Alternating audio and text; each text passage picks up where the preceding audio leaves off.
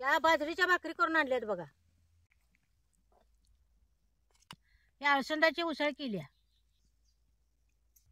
काल जरा रानात भांगालताना जरा तांदळाची भाजी आणली. ताई वल्लेल्या लाल मिरचीचा एक खरडा केलाय काय. त्या खरड्यावर जरा दही घाल. तिच्या म्हशीच्या दुधाचं दही कसं घट लागले बघितलं काही.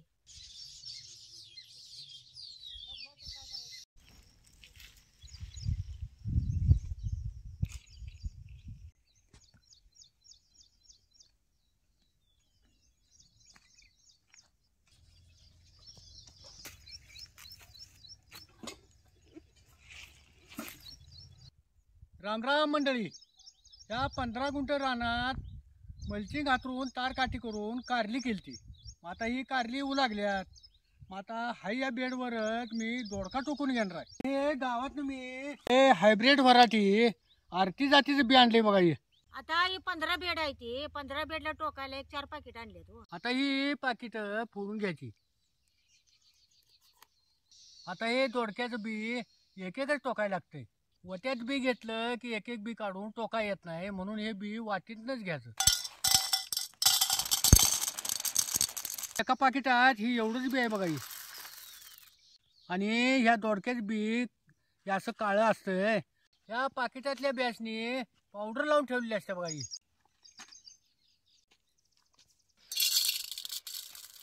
आता आम्ही 2 वाटी 2 पाकिट फोडून घेतल्यात बघा. आता हे लागल तसं आणि दुसरी 2 पाकिट फोडून घ्यायची. कारल्याला ड्रीप केलेला आहे. मग आता 4 दिवस झालं दिवसा लाईट आमच्याकडे आहे. मग काल इळभर ह्या ड्रीपनं हे पाक भोंड भिजवून घेतलं बघा. आणि आता ह्यात त्या वलीला दोडका टोकून घेणार आहे. हे बी टोकायचं म्हणून आता आणि ड्रीपनं मी पाणी चालू केलंय बघा. जिथं जिथं ड्रीपनं पाणी पडते की नाही त्या होलाला आधी आगरी खुरप्यानं मारून घ्यायची अशी. आणि हे बी दोडक्याचं लय खोल बी घालाय नाही.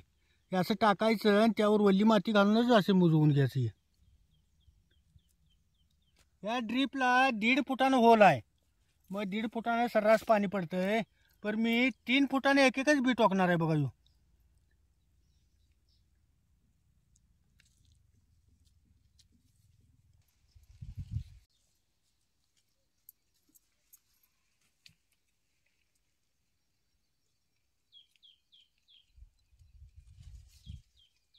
दोडक्याचं बी एका बाजूलाच टोकून घ्यायचं बेडच्या.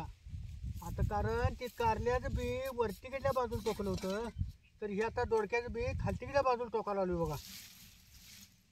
याचं कारल्याच्या जर दाबून घेऊन बेडच्या दोन्ही बाजूला बी टोकायचं नाही, एका बाजूला टोकायचं बघा. कसं वल्ल झाले बघितलं ड्रीपच्या पाण्यानं.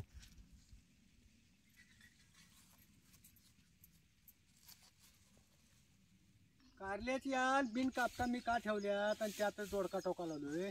कारण उन्हाळा लय हो. या कडक उन्हानं दोडक्याचं कोंब जरा जळाई बघतात आणि शेंड करपाय बघतात. मग आता हे कारल्याचे आयते याल आहेत, ही सावली मिळत्या आणि त्याला जरा गारवा मिळतोय, म्हणून येल मी काढलं नाही. आता एक दोडका फुटफुटभर आला म्हणजे येल कापून टाकायचं. आणि कारल्याला आधी मी हे असं वायरीचं झिगझिग बी केलेलं आहे. त्यानं दोडक्याचं याल बी चांगलं ते आयतच चढते हो.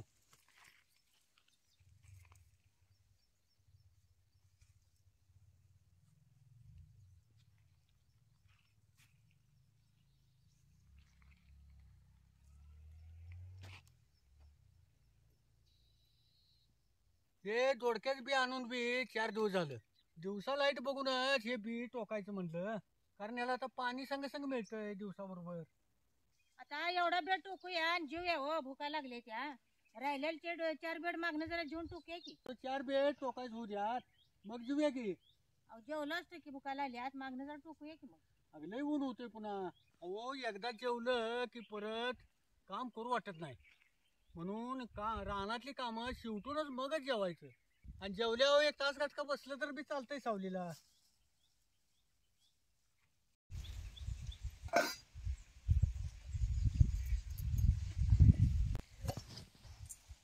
रात्री जरा मलिदा केलता.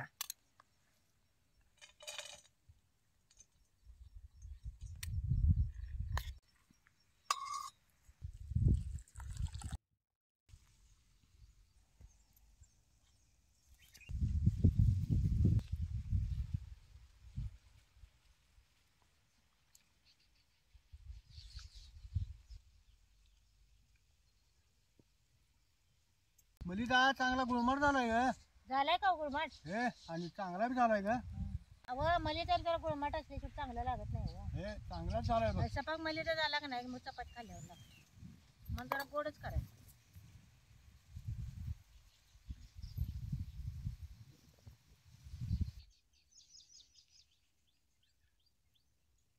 ऊन लय होते म्हणून त्याने जरा लवकरच राहणार तिथे. आता जरा मलिदा करून ठेवला का नाही ऊन ऊन दूध आणि जरा न्यारीला मलिदा खाऊन आलं तर पण चालते हो.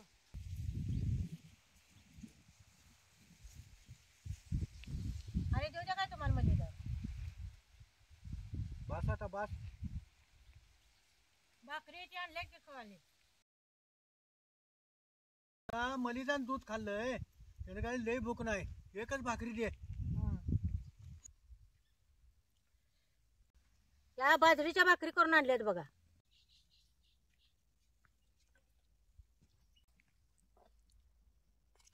या अलसंदाची उसळ केली. काल जरा रानात भांगालताना जरा तांदळाची भाजी आणली. आता हे वल्लेल्या लाल मिरचीचा एक खरडा केलाय काय. आता या खरड्यावर जरा दही घालतो की. घरच्या म्हशीच्या दुधाचं दही कसं घट लागले बघितलं काही.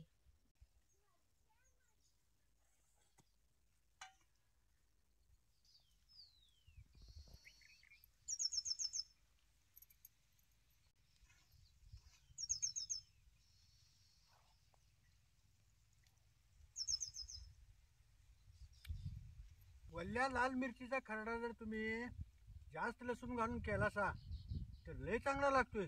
रानातली तांदळाची भाजी ताजी ताजी आहे त्यानं बाजरीच्या भाकरी बरोबर काय चवी लागते म्हणता.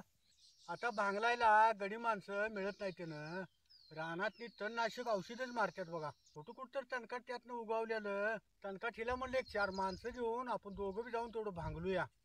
म्हणजे भांगलताना काय झालं कुठं कुठं तर ढाळा तांदळाचा गावला हो. मी बी एक 4 ढाळं खिशात घातलं आणि तिने बी एक 4 ढाळं वाट्यात घेतलं. आणि आता भाज्या तर कुठं आहेत म्हणता वय.